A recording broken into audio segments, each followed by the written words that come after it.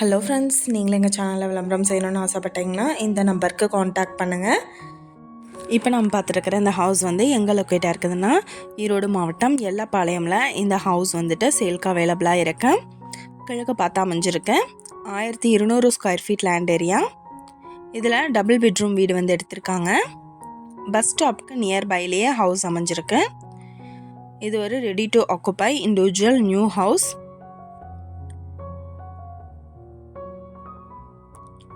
House எல்லா ஒர்க்கும் maximum complete பண்ணிட்டாங்க.